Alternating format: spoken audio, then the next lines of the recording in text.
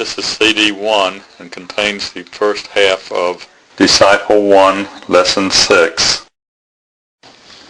Okay, first of all, what I want to show you is the historical movement through the rest of the Torah. Now let's stop right here. I'm going to be doing this a lot. I'm not insulting your intelligence, but I just always want to take anything for granted. What is the Torah? When I say the Torah, what is that? The law. Okay, the law, which means what books of the Bible? The first five, okay? Otherwise sometimes known as the Pentateuch. But as far as historical movement in the Torah, let me give you the rest of that so you can see. In Exodus chapter 19, the children of Israel now, of course, they have left Egypt, as we saw right here on the map. They left Egypt, and they crossed probably one of these bodies of water right here, and then came down to Mount Sinai, which is right here, right down here at the base of the Sinai Peninsula. And they arrived there in Exodus chapter 19. So in Exodus chapter 19, all the way through the rest of the book of Exodus, all of the teachings and rituals of the book of Leviticus, and Numbers chapter 1 through chapter 10, verse 10, all of that takes place while they are at Mount Sinai, approximately 2 years. Now, if you'll turn with me to Numbers chapter 10, verse 11, you will see that here then begins something different. Numbers chapter 10, verse 11. And we read these words. On the 20th day of the second month of the second year, notice how all this is rooted in the stuff of history. That's a unique characteristic of the Bible.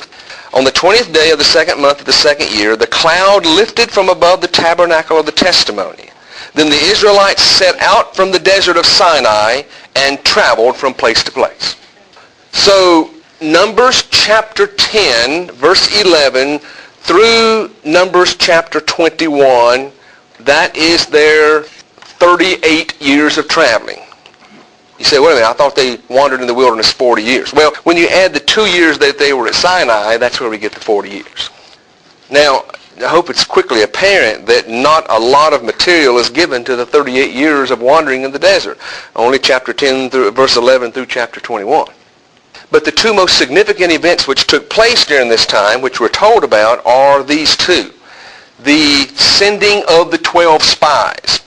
They sent the 12 spies from this little place here called Kadesh Barnea, and the 12 spies came up here and peeked through the bushes to see what they could see in the land.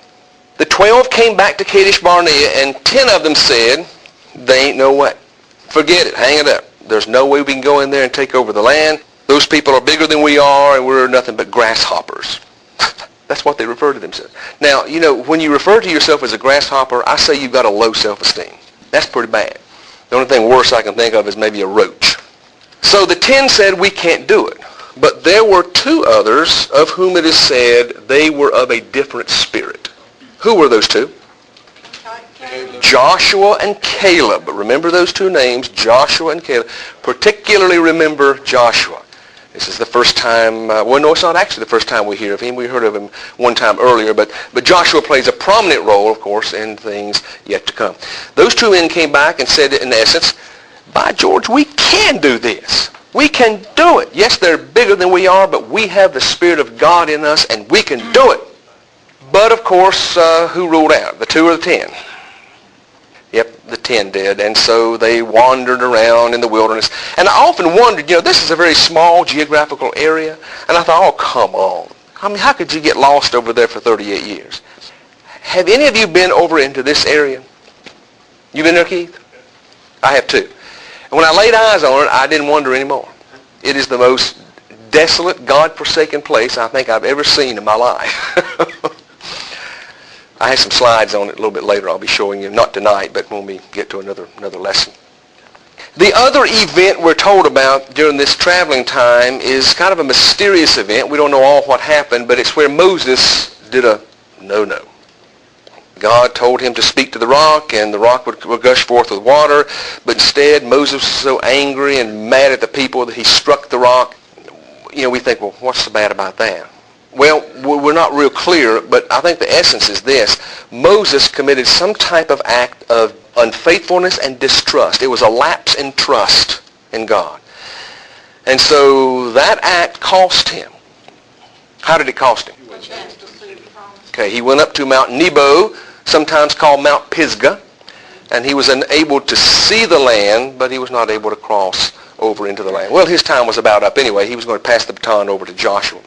But isn't it good to know that these giants like Moses and Joshua and Aaron and Simon Peter and all these guys that are just bulwarks of faith, and I mean, they screwed up. They messed up. They blew it. I mean, they were caught with their pants down. That's where we kind of feel good, don't we? It makes us feel like, hey, there's hope for me and hope for you.